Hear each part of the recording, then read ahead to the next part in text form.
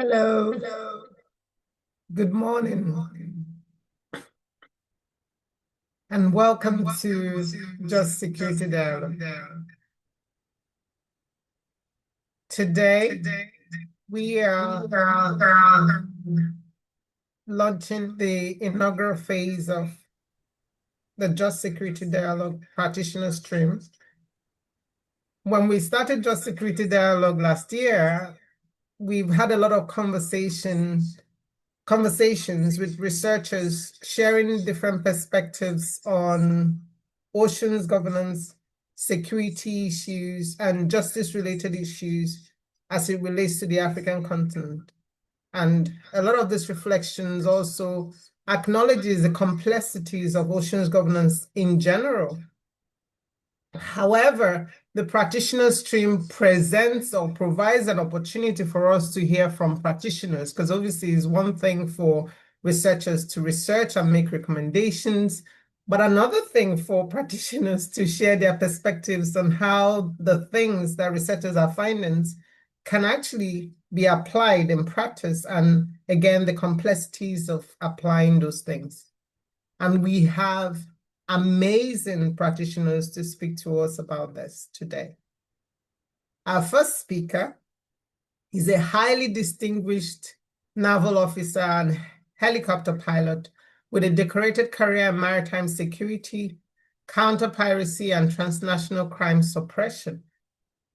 As an accomplished commander who has led multiple ships and forward operating bases, his tactical expertise is matched only by his strategic vision for regional cooperation. He currently serves as the Force Commander of the Gulf of Guinea Combined Maritime Task Force. He joins us today to share his frontline insights on the political, economic, and military complexities of securing one of the world's most critical maritime corridors. Please welcome the coordinating commander of the CMTF, Commander Muhammad Sagi Shetima, who would share his perspectives with us by first introducing us to the CMTF and what their work entails. But before he comes on, I want to note that given his busy schedules and the conversation that is currently happening on the continent around the CMTF, he has a very important meeting today, and he might, Commodore Shetima, not Commander Shetima, apologies. He might need to step out because he have an important meeting with some important dignitaries. And we hope that at least he's able to finish his time with us before this happens, but I wanted to be transparent in highlighting that now before he goes off. And then after his presentation, I will introduce the second speaker, Vivian, to carry on. So Commodore Shetima, you have the floor.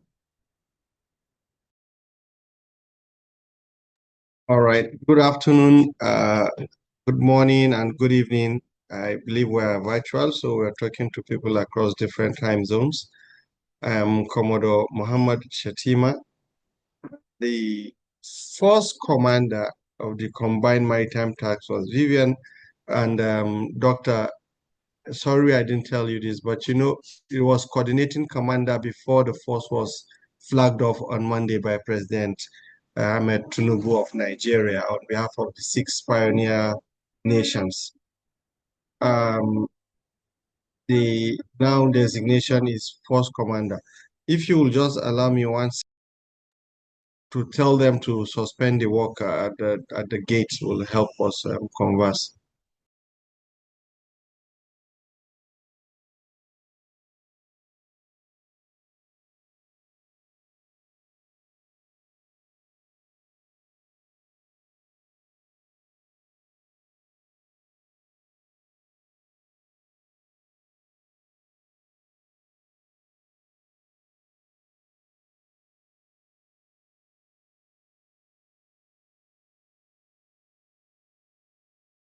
Please hold on. He's going to join us momentarily. We expected that this could happen because of the meeting that he's got.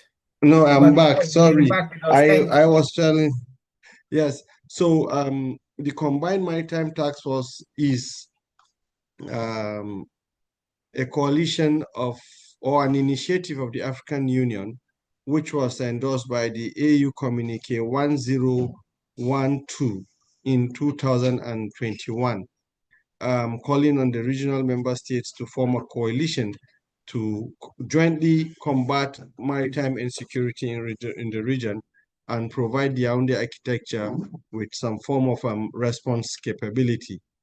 As you probably will know, the Yaoundé architecture is more of an information sharing platform that relies on the goodwill of member states in order to respond to maritime emergencies at sea, especially in the Gulf of Guinea region.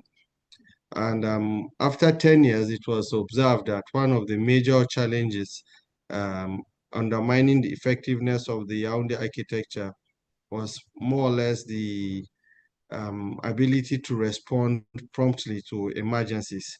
And this necessitated coming together to create a platform that will enable the stakeholders have a kind of a response capability. And this was further endorsed by the AU communiques 1124, 1178, and 1209 and 1275. The last one being 1275 endorsed the Combined Maritime Task Force as a ready-to-deploy naval force in the Gulf of Guinea region and part of the African Union standby force. Additionally, the CMTF received the endorsement of the ECOWAS Authority of Heads of Government at their 67th meeting, which was last year.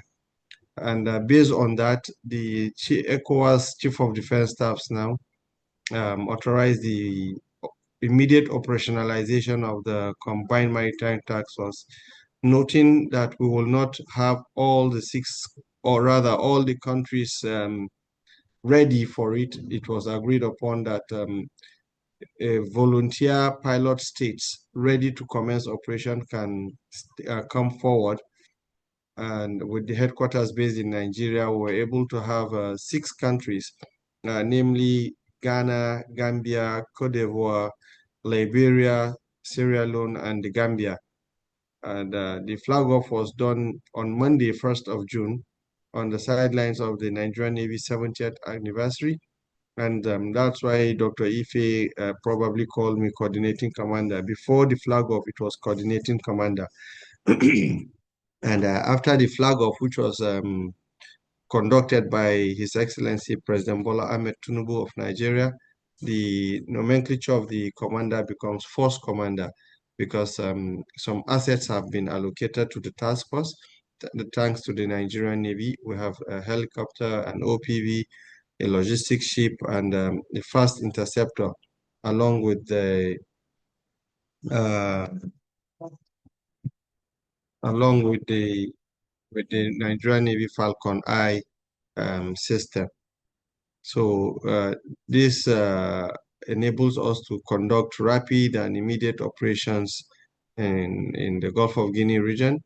And yes, before you ask, the CMTF is open to all nations that consider themselves stakeholders in the maritime environment, particularly the Gulf of Guinea area.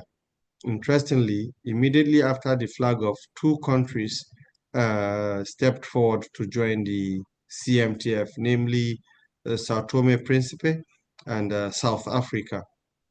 These countries making now the pioneer, in addition to the pioneer 6 member states, we now have 8 member states of the CMTF.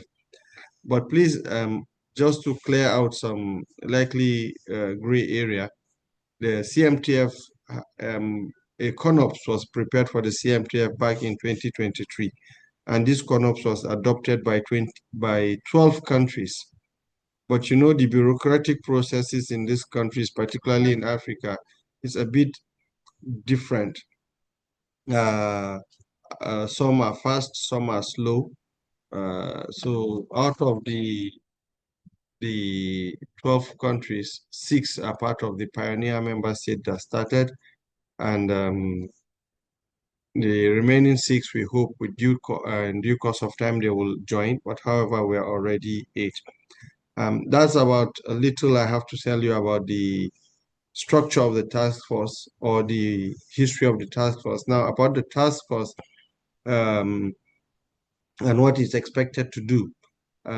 Like initially mentioned, the task force is supposed to provide kinetic capability to the Yaoundé architecture, which involves utilizing information generated from the Yaoundé zones and AUX, MMCCs, I mean, to respond promptly. This is done through a pledged capability by the member states, that is pulling their resources together to make it easier for them to deploy in a very short time. Now, this pledged capability is based on some military equipment that was considered necessary for effective security and maritime operations in the Gulf of Guinea.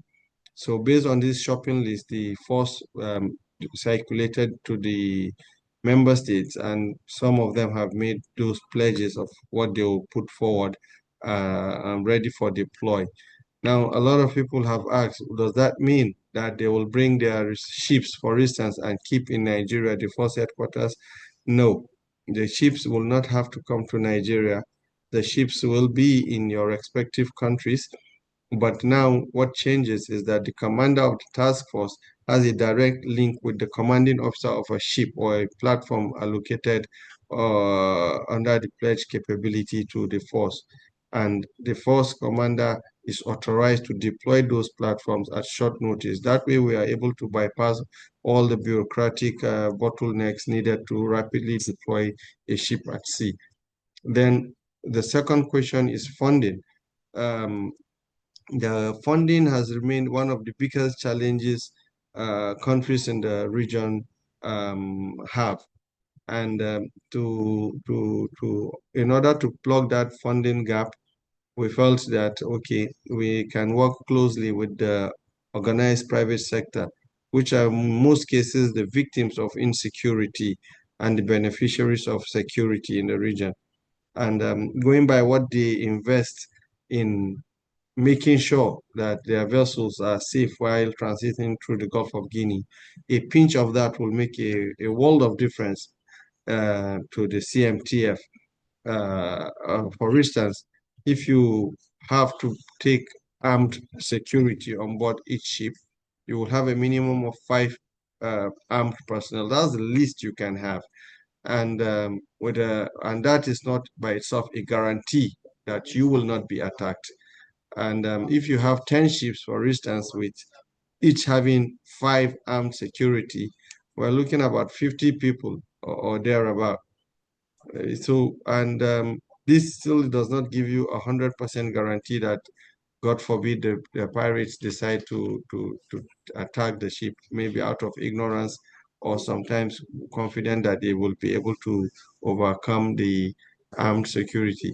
But the presence of one naval ship, I will say, even modestly speaking, within 10 to 20 nautical miles radius, is by itself a major deterrence that no pirate will dare venture into that territory, knowing that there's a naval vessel on watch in that area. So this is, if you do by simple arithmetics, you will see that a little contribution to keep that naval ship out there will be far cheaper than having about 50 people on 10 ships, all drawing some form of remuneration and insurance and the associated risk of being attacked. So that's where the organized private sector also, we have engaged with quite a number of them based here in Lagos, and they have shown interest and willingness to support the CMTF in order to secure that maritime space for them. Then another identified issue again is the capacity. Some of the countries in the region, unfortunately, have very little capacity of deploying an asset to sea. So that creates a gap. Like you probably know, piracy in Nigeria has been eliminated to almost zero, in fact, to zero. In the last 5 years, we've not had any reported piracy attack in Nigeria. Um, this, unfortunately, does not resonate with the entire Gulf of Guinea region. So with this track record, the Nigerian Navy willingly offered itself to support her neighbors so that we don't just succeed in securing Nigerian corridor, but the entire Gulf of Guinea corridor. Because when you say there's insecurity in waters, in most cases you don't say there's insecurity in Nigerian waters. You say Gulf of Guinea, and Nigeria is a part of the Gulf of Guinea. So we felt we have to be part of the framework to secure the Gulf of Guinea and in its entirety. Then the last and the least major challenge is the legal framework. Now, the legal framework has been a challenge in the sense that though a crime is a crime anywhere, but the effect it takes or the attention it draws is different based on country A and country B.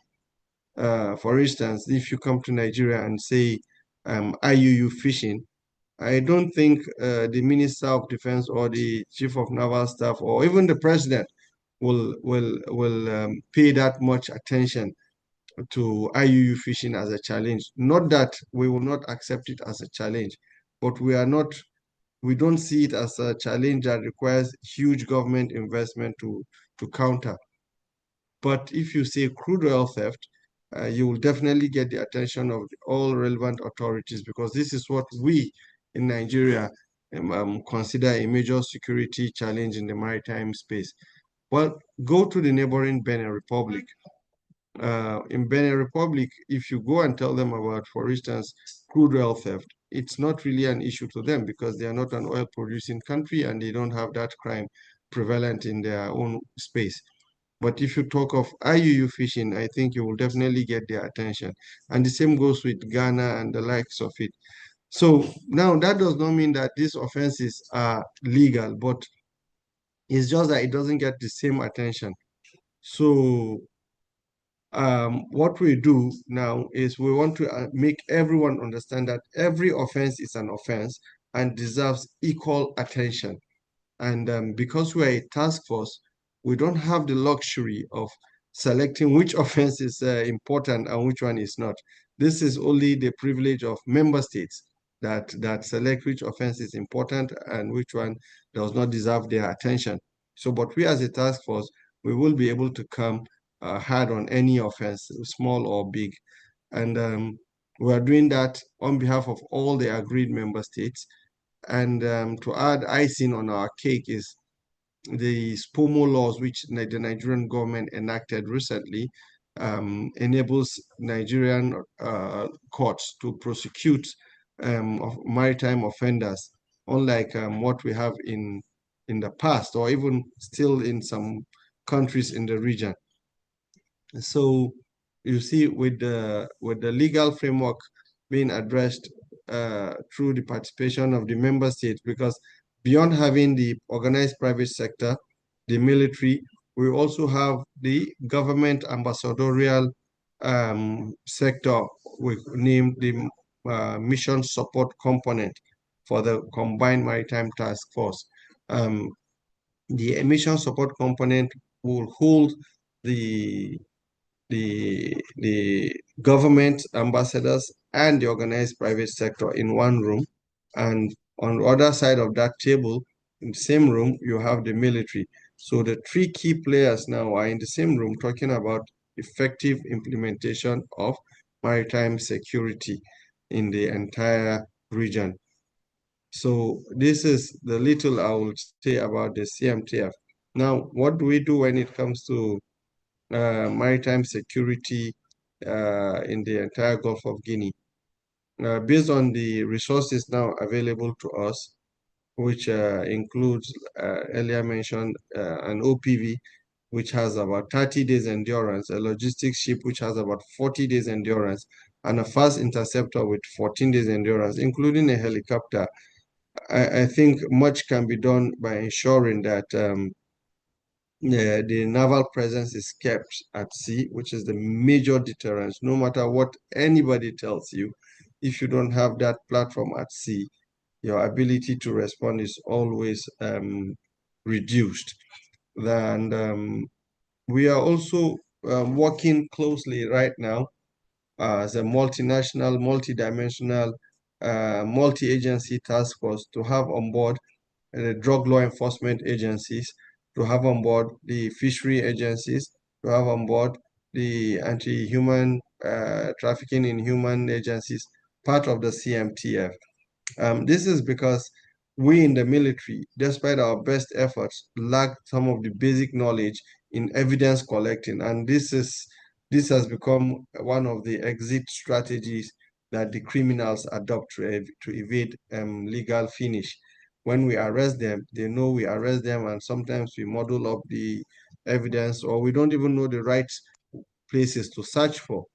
So with a ship like the NNS Centenary, we can accommodate over 100 people. It means we can have two drug law enforcement agencies, for instance, people from the immigration service, from the fishery service.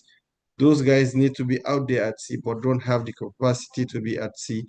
But the Navy does have the capacity to be at sea, but does not have the required knowledge in getting evidence during a visit, search, and seize operation.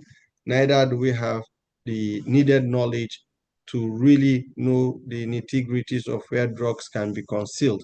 So if we are able to have these professionals on board, it means we will be able to have effective arrest with evidence-based process. And on this note, I have met with in Nigeria, I have met with the Director General of the Nigerian Drug Law Enforcement Agency, and they have confirmed readiness to be part of the CMTF. I've met with the immigrations. They've indicated readiness to also be part of the CMTF. We are also working with the UNODC, among other agencies, the Global Center for Maritime Sanctioning and Monitoring. And just this morning, I held a meeting with a representative from the MAUC in Portugal and Lisbon towards collaborative engagement that will enable us trace drug carrying ships. So, and soon, next week, we'll engage with the Nigerian Fishery and the Nigerian Maritime Ministry of Marine and Blue Economy towards having the Fishery Agency also on board. And this will not only be for Nigeria alone, but it will cut across all the member states of the CMTF. Towards ensuring that when the Navy goes there out there at ship, it goes with a full complement of a capability across all the likely crimes that take place in the region. So I think my time is up. I don't want Dr. Ife to throw me out. She's already tried to do that in the past. Doctor, I'm just kidding, right? Okay, thank you very much. Thank you so much for really an impressive introduction to CMTF, which is quite useful for at least giving the background to the people that do not understand what the CMTF is all about and why it is relevant. I like that as part of your presentation, you emphasize the importance of legal finish, the importance of collaboration, and the importance of bringing other agencies together as a way of breaking the silos, which you acknowledge is what criminals take advantage of. Thank you so much. I also like that you brought in the conversation about the role of private investors or private sector, because in this discourse where funding remains a very big challenge, this is something that has almost always been an issue for regional organizations. So I love that you were able to highlight all these cases. Thank you again. And there'll be time for questions from the audience. And please, when you have questions, feel free to either type your questions on the chat, or you can raise your hand or indicate by raising your hand so that we can invite you to ask your question.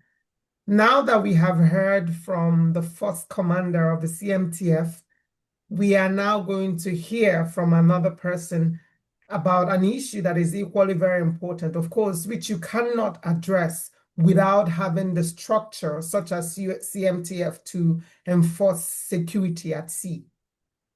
Our next speaker is a legal, oceans, and environmental expert with over a decade of dedicated experience in maritime governance.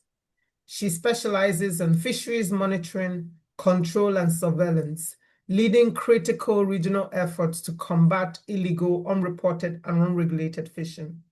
Her global leadership includes serving on the IOC, UNESCO, African, and adjacent island states Ocean Decade Task Force, as well as the planning committee for our Ocean Decade Conference in Rio 2027. Please join me in welcoming the program lead of TRIGMAT tracking for West and Central Africa, Ms. Vivian Kotob, who will be shining a light on the blind spots of fishmeal operations in West Africa. Welcome to Just SeaCurity, Vivian. The floor is yours.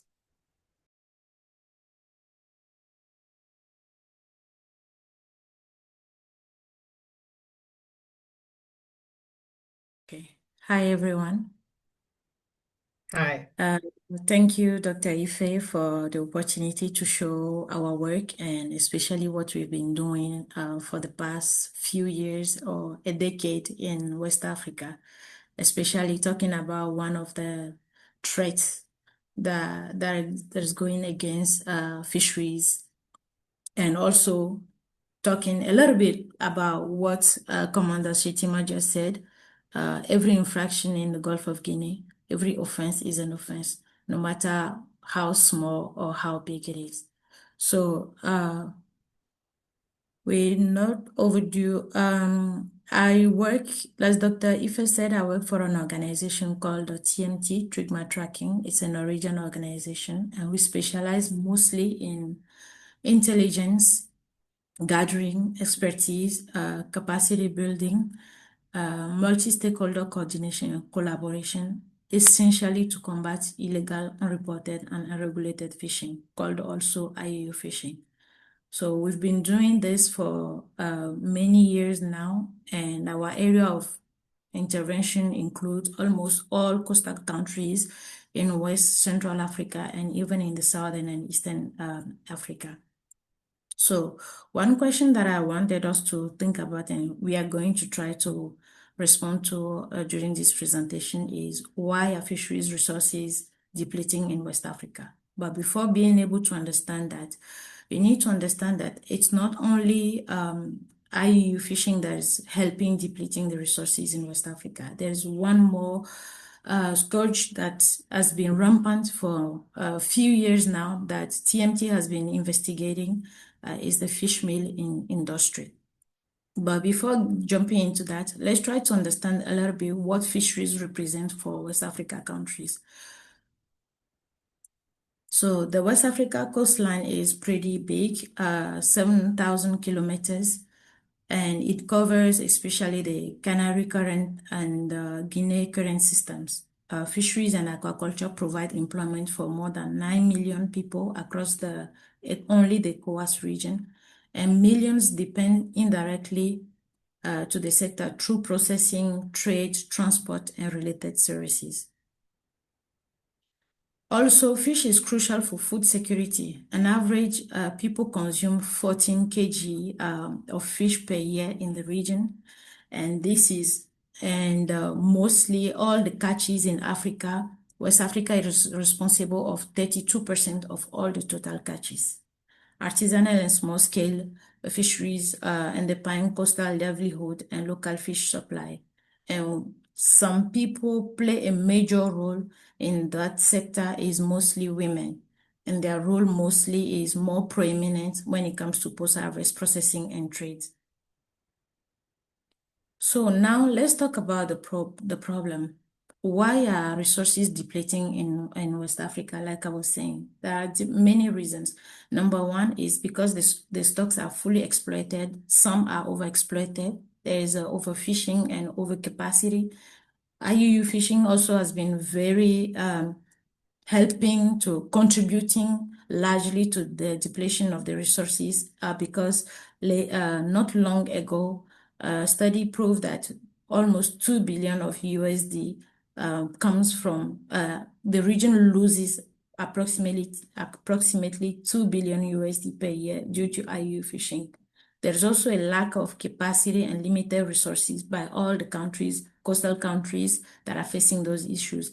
And illegal operations of fish meal and fish oil production units are one of the new, I would call new problems that the region is facing. So what's the fish meal and then fish meal and fish oil industry? Fish meal and fish oil industry in West Africa involves actually harvesting more than 500,000 tons per year of small pelagics. Those stocks are grind, processed into feed for farm fish and livestock. The farm fish and livestock are in return sent to West Africa and imported by West African countries as imported product and much more expensive. The fish meal industry took off in West Africa almost 15 years ago, and the product are sent to factories are installed along the coast near local communities and are destined for Europe, Asia, and North Africa. So for the past few years, TMT has been investigating these operations.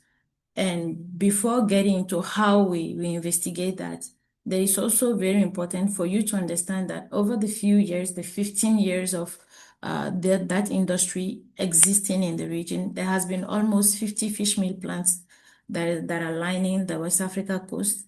The quantity destined for fish meal could feed almost 33 million people in the region. A factory can process at least 7.5 tons of fish a year. Mauritania, in the past, which has been one of the biggest countries that's been exporting fish meal, in 2017, they pledge or they make a commitment to reduce that industry, to reduce the fish meal production. But unfortunately, we will see that after a few years, even by 2020, there has been more operation of those fish meal plants that are still ongoing in Mauritania. If we talk about another country, Senegal exports approximately 12,000 tons of fish meal per year, out of the total of 250,000 tons of fish that they catch every year. All that amount is literally dedicated to fish meal operations. So in all, again, like I was saying, the industry is depleting regional fish stocks, threatening local food security, and devastating coastal livelihood, particularly those of women fish processors. So what are the drivers? There are many things that are, kind of like helping this industry being prominent in the region. Number one, because there is a strong demand from external market, from Asia and in Europe. You must have seen in many journals, many documentaries, everybody is saying that to ensure that we don't run out of wild fish, we should farm the fish, not knowing that the farm fish is largely depending on the wild fish that is being caught, that we are trying to preserve. So it's a chicken and egg problem, and that has been for many years. So one of the reasons why also this is recurrent in the region is because the remuneration is more attractive than the prices at local markets. Fish meal factories are less demanding on the quality and size of the species, and there's no market regulation policy. The fish processed into meal are not subject to any particular sanitary control. And even the products, when they are landed in the port, they are not subject to strict port controls. You can grind your fish at sea through the factories and come and land without going through all the due processes that normal fish cuts go through before entering into the market. And also the fish meal operations are spreading across the region due to strict measures taken by Mauritania, But because Mauritania has taken strict measures, now the operators are leaving Mauritania and coming a little bit further down in the region, like in Guinea-Bissau and other countries. So recent studies shows that Mauritania, and that study involves Mauritania, Guinea, Senegal, and the Gambia, says that the small pelagic fish constitute the raw material for fish meal factories. And most of the species that are targeted are flat and round sardinera, horse mackerel, atmalosa, and anchovy.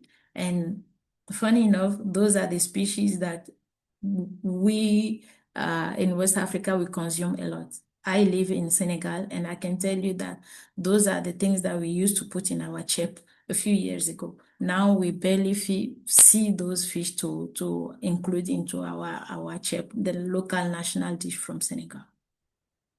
So in all, just to explain this, small pelagics, even though it's good, is destined for local consumption, is wild fish, and you need basically 4 kg of that small pelagic to be able to produce only 1 kg of farm fish, meaning that all this fish that is being captured is kind of a little bit wasted in the name of eating more clean, eating more farm fish, eating more sustainable fish. So the industry poses some few challenges that is really important to understand also. What do our countries, the West Africa countries, do they have appropriate legal framework to be able to regulate that industry? And the reality is that they don't have those appropriate frameworks. They have also weak monitoring, control, and surveillance systems that are in place that help them, that is really challenging, making difficult for authorities to be able to control those kind of activities. We have limited port controls on fish meal products because like I was saying previously, the products are landed directly as already processed. They are not landed as fresh fish. So countries sometimes, because they don't have the legal framework in place, they don't control those products, and it end up being exported to other countries without going through the proper chains. There is also a competition of industrial seiners with artisanal or small-scale and semi-industrial canoes on the fishing grounds, where those small pelagics are fished. You'll see that both industrial seiners and our canoes, local canoes, are in competition for the same species, while some are fishing it for export, for processing and export. The others, the small-scale people, are fishing it for local consumption. There is another problem that is this industry is creating is unreported catches, because they are not subject to proper control. The quantities, it's really difficult to keep track of the quantities, the quota that are allocated to the vessels that are catching those fishes, because when they fish, they transform it, process it on board the factories, and they are then landed without anybody knowing exactly how much was caught. Now I'm going to talk a little bit about a case study, a fish meal operation in Guinea-Bissau, and that's the investigation that TMT and other partners worked on for the past since 2019. So we started this investigation in 2019, and I can tell you that between 2019 and 2025, we were able to trace down all the operation of a list of vessels operating in the region. And based on that, we did an analysis of an activity of a group of Turkish flag fishing vessels and a group of Chinese-owned factory and cargo vessels that are involved in a large scale at-sea fish meal production in the EEZ of Guinea-Bissau. So those vessels in 2020, like I was saying, in 2019, the investigation started. And in 2020, we realized that some vessels were arrested and fined for different infractions. including unauthorized transshipment at sea. And those usually, when there is unauthorized transshipment at sea, it points to suspicions of at sea fish meal production. It's not automatic, but it's an indication. We also rely on human intelligence to verify some of our facts. And in this specific case, human intelligence from anonymous sources were able to help us confirm that the ongoing operations that we're using at sea transshipment were linked to fish meal operations and fish meal factory vessels. So we also use vessel tracking data to identify a broader group of vessels involved in the operation. So in 2019, between 2019 and 2020, we did a joint investigation with the Fisheries Enforcement Service of Guinea-Bissau to uncover a Chinese fish meal and fish oil operation involved at sea. And the case led to the fine of a couple of vessels. Number one, the Turkish fishing vessel Iliman İmaz 3 and the factory vessel Tinyaye 6. There was also a Senegalese flag cargo vessel Jog that was involved in the operation. And the role of that cargo vessel was actually to bring the fish meal to Dakar port. So like I was saying, transshipment can be an indicator of fish meal operation. Again, it's not systematic. But when we talk about transshipment at sea, it refers to a direct transfer of fish or fish products between vessels at sea, allowing catches to be consolidated, processed, or moved onward without first being landed in port. And almost all the countries in West Africa are not, but they didn't ban transshipment at sea, but they made it under condition. For you to be able to transship at sea, you need to have a special authorization from a minister and so on and so forth. But most of the times, those vessels that are doing transshipment at sea don't get those authorizations. And in this context specifically of the fish meal operation, at sea transshipment is transfer of fish from fishing vessel to factory or carrier vessels, which enabling continuous industrial processing and reducing transparency, meaning that when they transship at sea, it's not possible to identify who is doing the transshipment from what fishing vessel to what factory vessel. So we also detected suspicious activities. So through our continuous and regular monitoring of the factory vessel Tinyaye operations over the years, we were able to confirm that the vessel continued its operation in Guinea-Bissau until 2025. It kept showing static behaviors in the same area, suggesting it was conducting some type of operations, but we were still not able to confirm what kind of operation it was conducting. Also, the fishing vessel Iliman İmaz 3 continued operating between Guinea-Bissau and Dakar with long AIS transmission gaps, which made it difficult to observe its operation between both ports. So between 2023 and 2024, there were additional vessels that were spotted conducting fishing operation around the area where the factory vessel was displaying static behaviors. So this is the list of the vessels that we noticed were gravitating towards the same area of the factory vessel. Also, during the same year, there were also 4 vessels that started operating in the same fishing grounds, also displaying static behavior, suggesting operating between themselves and between them and previously mentioned vessels. So this is also the list of the 4 vessels that we noticed were gravitating toward the same areas. So in this track, this is an AIS track that help us track the fishing vessels operations. You will see that where the green points are showing, those are where all the vessels were converging to.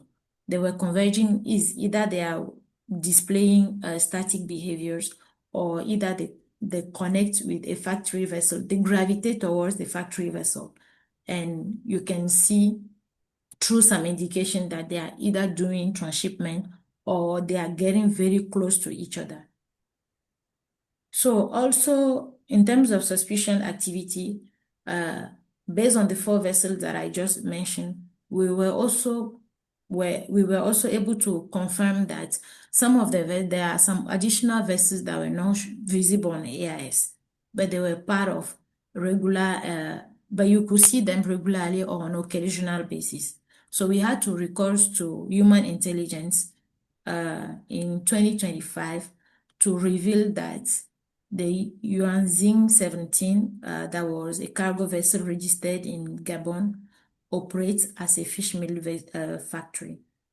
We also obtained video footage showing transshipment operations with the 2 Turkish personnel mentioned above.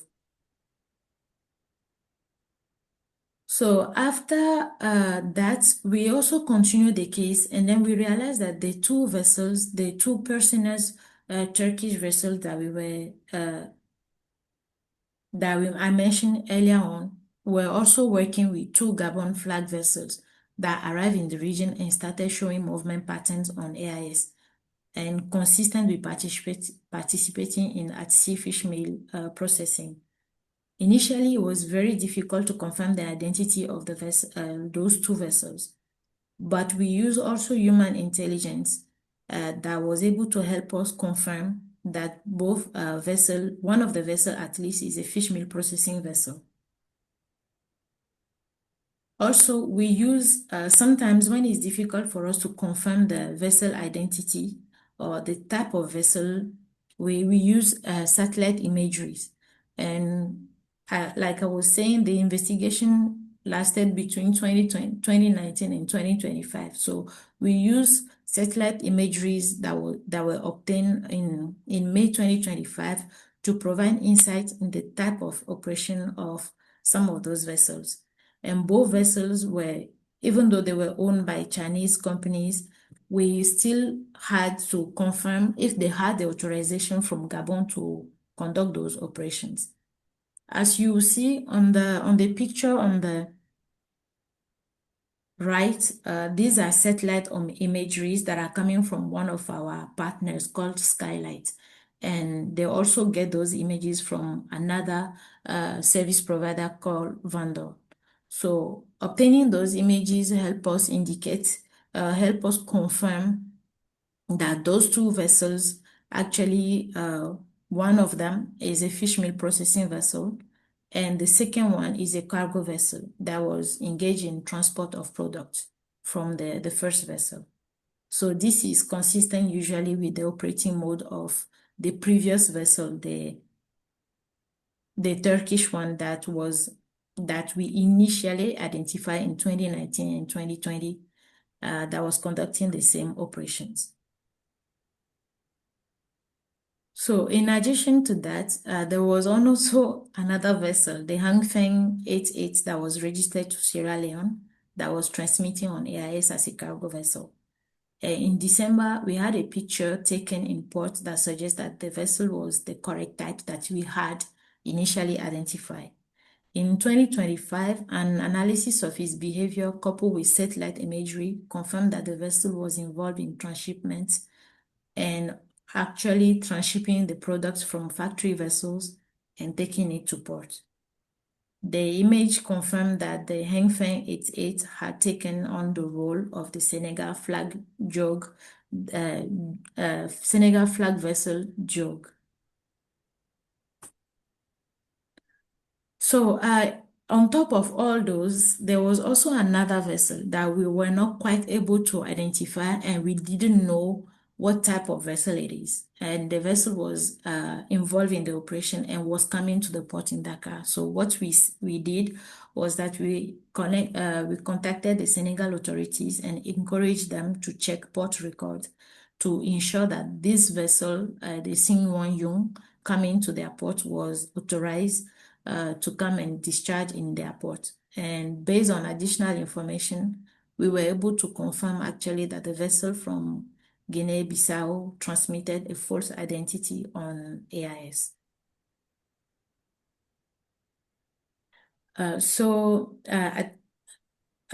Like I was saying, sometimes when we struggle to find the vessel type or the identity of vessel, we use satellite imagery. And from this satellite imagery from September 2025, we were able to capture the factory vessel Tinya 6 with a fishing vessel alongside. But this is actually not the image from that specific operation. This image on the left just shows what the satellite imagery can give you in terms of information. But we also used AIS track analysis to show that 2 fishing vessels were indicated to have had an encounter with the Tinya. And those 2 vessels, from the time stamp on the satellite imagery, indicated that it was another vessel called Sodemelek Balkeli.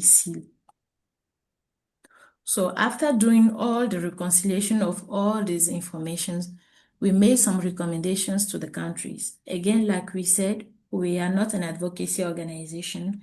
We deal mostly in intelligence and analysis. We try to collect all the information that is available, try to connect the dots, and make sense of the information that we collected, make recommendations to the countries, and it's up to the countries to make a decision and take enforcement actions.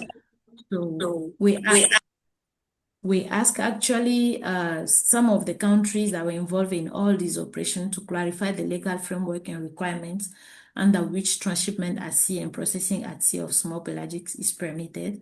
That was for Guinea-Bissau. We asked Senegal to investigate operation of the Haifeng 88. We also asked Senegal to check if the Xinhuan Yang that made port call, if what was the vessel identity, and if he was authorized to come and discharge at port. Did he go through all the port controls? We also asked Sierra Leone to confirm if the cargo vessel Haifeng was authorized to support fisheries operations, and also Gabon to confirm if the Yanxing 17 and Yanxing 18 had the authorization from Gabon to conduct those activities. So after doing all those things, the good thing is that after 2025, there was a ministerial order by Guinea-Bissau to suspend, restrict, and stop production activity of fish meal and fish oil, whether by ship or by unit on land. The Minister of Guinea-Bissau also posed issuance of fishing licenses for small pelagics and related fishing operations. But the bad thing is that after making that, taking that ministerial order in October, early in 2026, you will see that the president inaugurated a fish meal plant in April 2025, and another one is under construction as of February 2026. So what are the impacts of all this specific industry, the fish meal and fish oil industry? Is number one is affecting the survival of women processors in the sector. We've seen that the number of local women that used to process the fish has drastically dropped. A study even shows that in Senegal, the number dropped from 650 to just few hundred in May 2025. So the fish meal export had, while the fisher women or the women processors that are seeing a decline in the production in their work and their livelihood, the fish meal export have jumped. Prices for dried and fresh fish has more than doubled over the last few years. What we have to understand is that the fish meal and fish oil industry is seriously competing with the fish intended for population diet. Like I was saying, now it's very difficult to find our small pelagics, especially Sardinella, that Senegalese use in their local dish called chep. Another impact is that IU fishing and unmonitored at-sea fish meal operations deny coastal states and their communities access to resources, and they are actually legally entitled to benefit from. And when vessels operate without authorization, conceal their identity, or conduct at-sea transshipment outside any regulatory framework that doesn't actually completely exist, they undermine state sovereignty. So that's it for me. And I hope I was able to prove and show you how bringing together different set of information to build a case can be daunting and can take many years. So thank you for your attention. Thank you so much, Vivian, for, I want to say, an impressive presentation.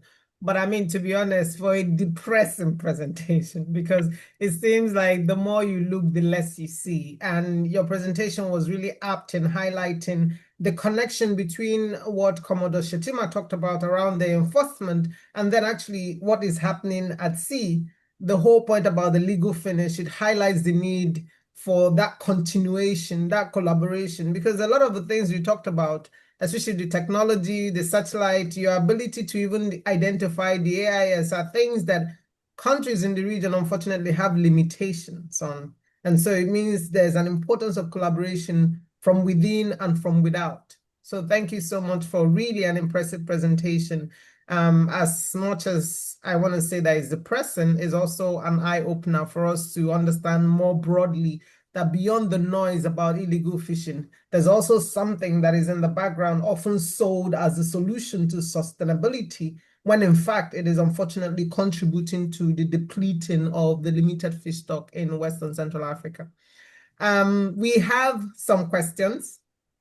The first question is from Tess, and is addressed to both of you, and that could actually be a good starting point. So since you're still here, you can respond first, and then Commodore Shetima will go next.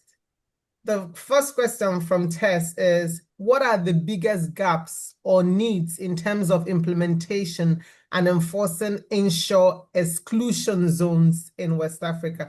Although this is not obviously something that you touched on, the fact that you're familiar with MCS and the conversations or the presentation you've given so far is something that I feel that you're able to respond to if you're comfortable doing that. And then Commodore Shetima will also respond to it. Thank you. And to those that are listening, please, if you have questions, either raise your hand or type, because it's easier that way. There could be different things that make enforcing inshore exclusion zone in West Africa a little bit difficult. Again, it's not all the countries that have adopted inshore exclusive zone. Ghana has done so not long ago, and Liberia at some point determined that the 3 nautical miles were their inshore exclusive zone. But again, that decision was not implemented until not long ago. But the main reason or the main reason why it's difficult to implement, mostly it's the lack of resources. The lack of resources because some of the technology or some of the analysis that we do, the countries don't possess those understanding or the knowledge, or even sometimes it's just the lack of resources. Lack of capacities, lack of resources, and sometimes the legal framework doesn't really exist in some cases. So it's a big question because inshore exclusion zones are mostly reserved for small scale artisanal fisheries and fishermen. But sometimes the industrial fishermen kind of compete with those small scale people in those grounds, not because there hasn't been restrictions for the industrial people not to encroach on those zones, but just because sometimes it's difficult to monitor their activities.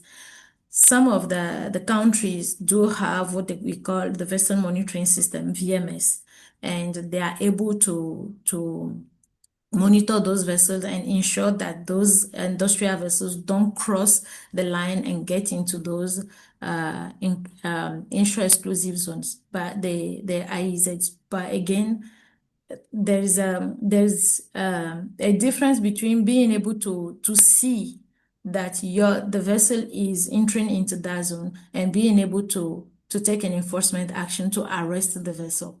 So, I mean, it's the legal framework needs to be there, the resources need to be there, the intelligence needs to be there.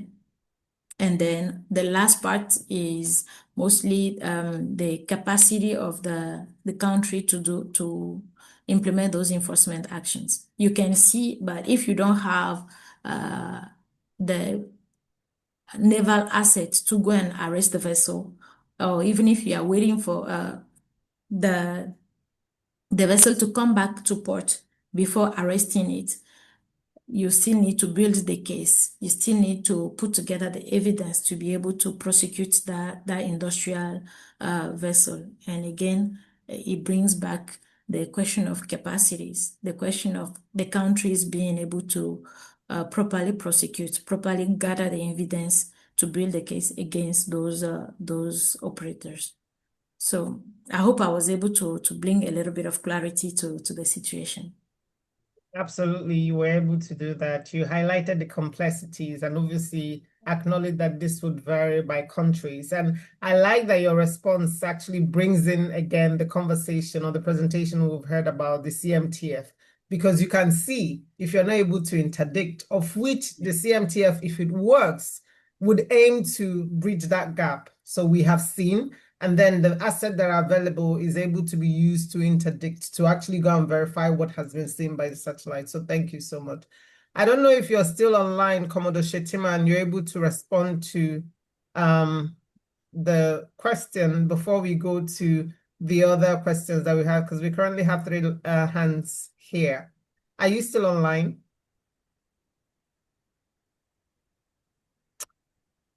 Okay, so the silence would mean that maybe not. We're going to reserve the questions for him. And in the order that the hands were raised, I would want to call on Barnabas Ali to ask their question, and then followed by Sonia, and then finally Victory Jaja. So Barnabas, please go ahead.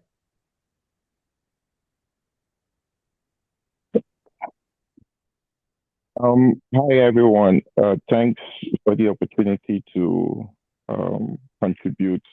Actually, my question was meant for Commodore Shetima. However, since he's not currently Please go online, ahead. No. Go ahead and okay. ask. He's likely to come on board, but we can also pose the question to him.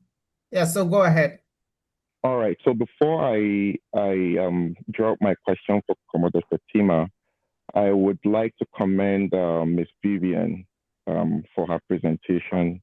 The level of intelligence put together by her company, I think it's it's commendable and impressive. And like you rightly said, it definitely requires collaboration with the task force, a task force like the one Commodore Shetima is overseeing. Having said that, my question to Commodore Shetima would be, based on the concept of operations or the operations order in regards to the deployment of the resources under his command, I would like to know how sustainable it is to maintain a ship at sea at all times, considering how expensive it is to keep a ship on constant patrol due to high cost of fuel, which is what makes running a Navy pretty more expensive than every other arm of the armed forces. Then secondly, are the ships or platforms committed to this task force completely detached from their original commands to avoid conflict of interest or bottlenecks when it comes to the deployment of these particular platforms? And the reason why I'm asking is because every vessel, every platform, like an helicopter, is allocated to a particular command within the Nigerian Navy. So have they been completely detached and have them solely under his command, so that when the need arises, he does not need to check in with any other person, and there is a quick deployment to counter either piracy or whatever situation that needs to be addressed? So basically, that would be my question. Thank you. All right, thank you so much for your question, Barnabas. I have typed it out, and even if he's not able to respond presently, he should be able to respond at some point and reach out to you. So thank you so much for really the question. I will now go to Sonia. Please, can you ask your question? Thank you so much. Hi, it's nice to see you, Vivian. Thank you for your presentation. In your slides, you gave an example of with Mauritania changing their regulations, the Turkish factories and effort has moved into other areas. I'm curious if you have recommendations that are more like at the ECOWAS level or coastal wide for harmonizing regulations or frameworks so that this doesn't happen where one country puts in place some enforcement or some regulations and it just displaces that effort into the next country, specifically because, you know, the stocks are all transboundary. And so I'm curious if you have policy recommendations that would address that. Again, our organization is not really into, we don't do really policy or we don't do advocacy, but we mainly try to do to ensure that the operational side of things that we do, of the work and the technical support that we provide to the countries, some kind of way transfer into the policy side of things. So what we do is that currently we work with regional fisheries bodies, the Sub-Regional Fisheries Commission, and then the Fisheries Committee for the West Central Gulf of Guinea, SRFC and FCWC. So both have been recognized not long ago as the technical arms of ECOWAS, which is a good thing. So our hope is that all the operational work that we do are able to transfer into what the recommendations of their MCS working groups so that they can take it up to ECOWAS and hopefully at that level influence the policies and then ensure that there's also political will to take strong measures against this kind of this specific industry. But at our level, I'm talking as a TMT, but from my level, I think that this is really interesting. It will be really good. This industry has been rampant in the region for the past 15 years. For a very long time, Mauritania has been considered as one of the biggest country exporting fish meal. But now that those measures are in place, they are just transferring the same type of reparations, the same offenses, including at sea transshipment, illegal at sea transshipment, laundering or fishing at sea, and all those things. They are transferred into other countries, including Guinea-Bissau. And I'm sure it's not only Guinea-Bissau because other countries are also getting involved. Gabon flag vessels were involved, Sierra Leone vessels were involved in the operation. So this is something that is not only at regional fisheries body level, but at ECOWAS level. And we really hope that, yes, we can make some recommendations, but it will be up to the countries and the regional fisheries bodies really to take it up to ECOWAS. So, yeah. Yeah, thank you. Hopefully And we get there. earlier, you mentioned this is a forum for practitioners and researchers to connect. And I think your research showing that displaced effort is able to provide the evidence to push policies forward by practitioners. So thank you for that. Thank you too. All right. Thank you so much, Sonia, for the question, and Vivian for an impressive response so far. I'm not sure Commodore Shetima is still here, but I'm going to invite Victory Jaja to ask his question. Thank you. Yes, thank you very much for this opportunity to interact with this very interesting debate. My first comment will be a very sincere appreciation to the presenters. First, Commodore Shetima, who, of course, has been very instrumental in bringing the CMTF to life. Now, going forward, I would like to know how CMTF would like to address the challenges in having more people buying into it's an African Union initiative. Of course, it's building on the Yaoundé architecture, but how do you hope to get more people to buy into this?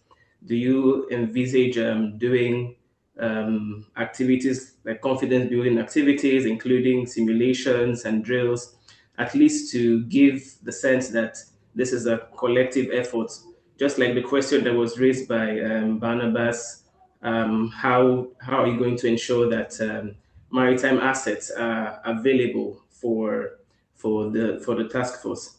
Secondly, still for Commodore Shetima, speaking to the issue of the missions support component, how do we envisage using this CMTF architecture to be a good needs assessment platform where we feed into the larger continental agenda, such that the findings from the CMTF are effectively, incorporated into regional dialogues within, let's say, West Africa or ECOWAS, and of course, within the African Union.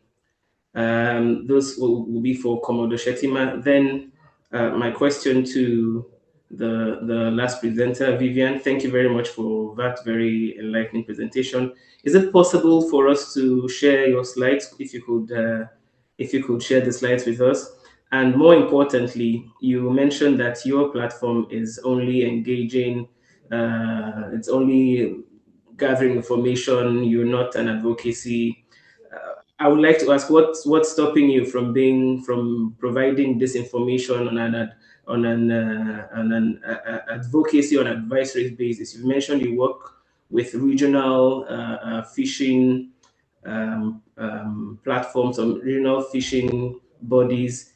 Why can't that be a more regular engagement? Because this is a sort of information that is crucial for decision makers at the regional and continental level, so that they can take these matters up. A lot of the information going on within the maritime domain are not quite the focal points for most of our governments. We are more focused on more activities, related to the things within our national borders. So if such information like this being very vital, very, very crucial, could you find a way to escalate this a little more? And finally, I know it's a lot, but finally, your organization is an European organization. I want to know, apart from finding where these vessels are committing these criminal activities, can we also go further and find out who are the beneficiaries, who are the end users of their products? Of course, fish oil is very essential for the pharmaceuticals. So who are the end users? Who are the people who are actually driving this menace, on the broader scale? But to thank you again for the very wonderful presentations. I yield the floor. Thank you. So Vivian, do you want to respond? Because there are components of the question that is addressed to you. The ones that has been addressed to Commodore Shetima, I have noted and sent to him, and we'll find a way to get him to answer those questions later. Okay, so the first one is it possible to share the slides and the presentation? I think I will leave that to the team, the Just SeaCurity team, to reach out and share the presentation. The second thing is why our organization is not, why don't we do advocacy work? Like I was saying, it's a Norwegian organization. TMT is a Norwegian organization. We work with different countries and different stakeholders. And our work is mostly around building trust with the countries, the stakeholders that we work with, national governments, national authorities, regional fisheries bodies, regional organizations, and international or continental organizations. So the support that we provide is it's at various levels. We ensure that countries understand actually that to combat IUU fishing, for example, or to counter this kind of operations or illegalities when it comes to the fishmeal operations, you don't necessarily need like some big, I'll call them big guns, like big naval assets at sea 24/7. You can just rely on information sharing, which is pretty much, I wouldn't say free. You just need internet and you can share information. And secondly, you need to be able to use the tools that are available at your disposal. Some of the tools are open source tools, and they are pretty much free. Some of them are free, some of them are not free. So the thing that you need is how to make sense of the intelligence that you gather. And when you gather the information, then you'll be able to need also how to understand and how to analyze the data that you're collecting to make sense of it. So our role is to make sure that those countries understand where they can collect the information, the data, how they can analyze it and make something out of it. We want to keep working with our African coastal countries, keep a low profile, build that trust, and making them understand that they can use those data to take enforcement actions. There are other organizations that do advocacy. Blue Ventures they are into advocacy. Greenpeace does some advocacy. EGF also does advocacy. So it's just not in the scope of our work as an organization. That's why but it doesn't mean that all the work and the technical work we do doesn't end up in policies or doesn't contribute into policy reforms in each of the countries. But we try as much as possible to influence, to use our operational knowledge and our technical support to influence those policies without having to go on medias and everywhere and then claiming hard and loud that, okay, we did this or we did that. We rather focus on helping the countries do what they do best and taking those enforcement actions. So that's what I had to say, Mr. Jaja. I hope I was able to bring clarity to your question. And about the end users, the end users of the people who benefit from the illegal IUU fishing, pharmaceuticals. Yes. Any word on So that? the market is pretty big. European market and Asia market are the most target of those fish meal and fish oil. And again, you will need a big shift in the, how do you say, in the mindset of people to understand that farm fish that is supposed to be claiming being sustainable, that is helping clean eating and sustainable use of fisheries resources is actually what is endangering the wild fish catches. The wild fish catches actually. So again, this is really tricky because I remember some years ago, everybody was saying that, oh, we need to be able to make sure that we ensure a sustainable use of our natural resources. And then to do that, we need to be able to eat a little bit more of farm fish. Now we want to eat farm fish, and then they're saying that farm fish, now that everybody is moving towards consuming a little bit more of farm fish, we realize that actually the farm fish needs actually the wild fish to be able to as feed, which is also tricky. So I think it's a big problem, it's a big issue, and I don't think I have the answer to that question.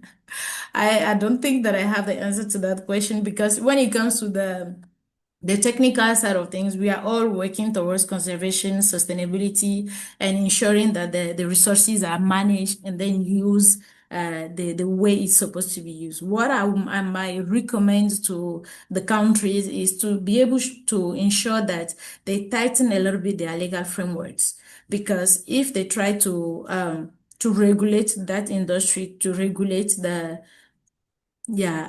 regulate the fish meal operation so that it doesn't verse into helping more illegal activities, then it will be already a win. Also, the mindset of people, the consumers, because if there is a high demand, there is always going to be people trying to circumvent the regulations and breaking the laws to be able to provide that product. But if there is a change in mindsets, and then people come back into the mindset of trying to use sustainably the resources that we have, I think that would be one of the solutions. But again, our countries need to work a little bit more on tightening the legal framework around this kind of industry. All right. Thank you so much, Vivian, for giving that response. I was just jumping in to conclude the webinar, but I see that we have one more hand up. We do have about 5 minutes, so I will give the floor to Emmanuel Jimo to ask Okay. questions, and then hopefully if you can ask the question really quickly, we can get a prompt response, and then I'll round this up. The floor is yours, Emmanuel. Yeah, good afternoon, Vivian. Yeah, first of all, I want to commend you on your analysis and everything you have put together to this webinar. Now, my question is, when you were discussing about the 4% of fish meal being exported to the Western world from Africa, so what is the possible ways that the African government can assist to the possible solution so that at least it will help the African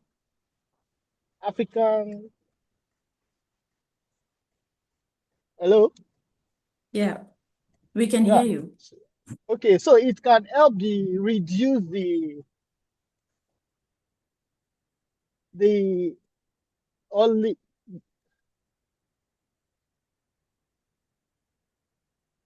Okay, I think there is a problem with your network. We could hear you up to a point, and now we cannot any longer. okay. Can you hear me now? Yes, we can. Okay. I'm sorry for the break. So my question is about the 4% meat that's being exported out of Africa to make up 1% of the fish meal for the Western world. So what are the possible ways that the African leaders can actually help to stop this? Because here in Africa, we need these materials to boost our consumption. So what are the possible ways? Thank you for your question. I think what I was saying is that you need actually 4 kilo of small pelagics to be able to have 1 kilo of feed that goes to farm fish. And what can the countries, our African countries do? It's number one to have the political, we need to have, they need to have like the political will. Presenting the fish meal industry as terrible and bad and completely wrong, it's an I think it will be an overstatement. It's not necessarily terrible and then completely wrong, but when it's done in the framework, when it's well regulated, when we have we have all the challenges that the industry is posing that I talked about during in my presentation. If we are able to figure out how our MCS systems are stronger to be able to prevent that illegality, this doesn't drive into illegalities. If we are able to ensure that the product, when it comes to port before it's landed, it goes through strict port controls. Yes, these will be some of the things that we could potentially do to be able to ensure that, yeah, this industry, because I think it's not going to go completely away. It's going to still be around. We just need to make sure that, yeah, the countries take the necessary measures to be able to ensure it doesn't verse into illegalities, it doesn't go against all the measures that are the conservation measures and management measures that are in place in each of the countries. So this could be one of the things that the countries will do. Thank you. Thank you so much, Vivian, for that response. I see that Commodore Shetima has been able to rejoin us. So I will give him the floor briefly to address the questions that were directed at him, and then we will quickly conclude. I realize that time is fast spent, but we'll try to move along quickly. Commodore Shetima, I'm sure you have the questions that were asked and directed at you. So I'm yielding the floor to you now to provide your response, and then we'll conclude. Thank you very much, Vivian, and I apologize that I have to leave at short notice. It was due to high-ranking official visiting the headquarters in person of the Honorable Minister of Defense. Yes, I have a couple of questions here directed to me. One of which is what is the biggest gaps in terms of implementing and enforcing inshore exclusion zones in West Africa? Honestly, I would say the biggest gaps in enforcing any kind of maritime law, especially in West Africa, would say capacity. The capacity of the member states in the region is very poor. And secondly, the legal framework. Some of the member states are using laws enacted in 18-something colonial era laws. And I think though they have signed into all these new laws, UNCLOS, you name it, but implementation is limited due to the absence of a capacity. Thirdly, also, even in countries with capacity, say for instance, Nigeria, there is no sufficient knowledge to the law enforcement agencies. So that's why most at times they conduct operations and they lose the case at the courts, because evidence gathering and so on also undermine the success of the operations. So then the second question I have is the challenge of people buying into the CMTF. Naturally, human beings are always skeptical to new things, and the CMTF is not different. But more importantly, we want people to understand that CMTF is not different from any existing structure. It only brings a capability which has been identified as the major challenge of maximizing the benefits of having the existing structures. So it's not different. It's not a new framework. It's not a new process. It's just a new way of achieving the intended goal of having their own architecture, for instance, make its impact when it comes to securing the Gulf of Guinea. There are a lot of people on the fence at the moment, but hey, if you look at it, a lot of things, coalition started with very few people coming on board, and as it progresses, people begin to see the value and they join. The United Nations, for want of example, is a clear example. And the Combined Maritime Force, the US initiated back in 2007 in Bahrain, started with 4 countries at inception, and now it's about 34 countries or more. So such things happen. We are not deterred. We are committed to ensuring that not just the region, but the entire maritime community are able to maximize the benefits of operating in the environment freely without fear of any form of threat. And the last question I have here,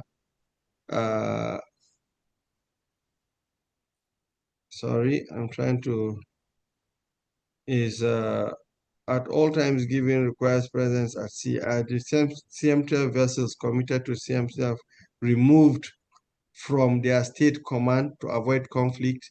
Yes, in the case of Nigeria, all the vessels that Nigerian government or the Nigerian Navy seconded to the CMTF, it's purely for the use of the CMTF. But let's get it right. The CMTF is not a parallel organization different from member states. It's still the same Navy. For instance, in the case of Nigeria, a CMTF vessel is still a Nigerian Navy vessel. And whatever interest at sea that will, of course, reflect the Nigerian Navy's interest, the CMTF vessel is expected to undertake those missions. It wouldn't say, oh no, we are CMTF, we can't undertake your mission.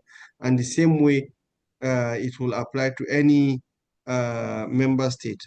the essence is to have a capacity that you can deploy at short notice. So I think these are the 3 questions, unless if there's anyone I've missed out. Vivian, please, you can draw my attention to it. So it looks like you've addressed all the aspects of the questions that were asked. So let's see, there was this one about. Okay, so there's another element to one of the questions you addressed, talking about how the CMTF can be envisioned sort of as a needs assessment platform so that its findings and the efforts that go within it can be incorporated into regional dialogue. Do you have any comments on that before we round up?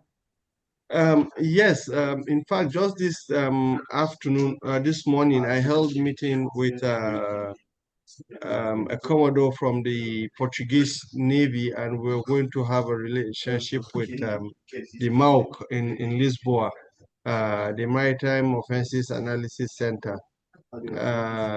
The collaboration with such agencies and the UNODCs will see that we're able to document whatever operations we are involved in and draw out operational analysis that will help in building a complete picture of what is happening in the Gulf of Guinea. Thank you. Thank you so much for sharing the insights and for making it back to address these questions. We understand that you have important engagements at the moment, so thank you for coming back. I want to conclude quickly in the spirit of respecting the time of our participants. Sorry, Commodore Shetima, did you want to say something? Yes, I wanted to say, in addition to collaboration with those agencies I've mentioned, we also have, if you recall from my first presentation, I stated that we are bringing on board professionals, not just the military component. We're bringing on board the drug law enforcement agency, the immigrations agencies,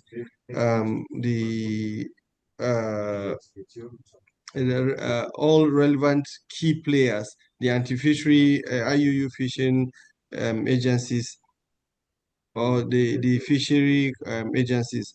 That way, these guys come with that expertise to help us record activities professionally and document it professionally, and that way they will circulate to all relevant stakeholders their findings. All right. Thank you so much for adding that bit and for clarifying that. So I would like to take a moment to thank our speakers for joining us today. We have learned so much from your presentations and from the wealth of knowledge and insights that you have in the field. And I'm sure our participants are all the better for it. We appreciate the time and effort you have put into joining the dialogues and engaging with us today. And we also, of course, want to thank those of you who have taken the time to join us in the discussions. Of course, we expect that the dialogues will continue long after this, that we'll continue to engage on these matters that rest at the intersection of ocean governance, maritime security, and justice concerns. Just so you can keep up to date with the dialogues that we'll be having in the future, you can feel free to follow us on our LinkedIn and other social media pages. And of course, if you are interested in presenting your research at future sessions of our Voices from the Coast stream, which is for early career researchers to share their insights, you can email us on justsecurityinitiative@gmail.com, which you can currently see displayed on the screen. Thank you all once again for joining. We look forward to seeing you all in future sessions of the dialogues.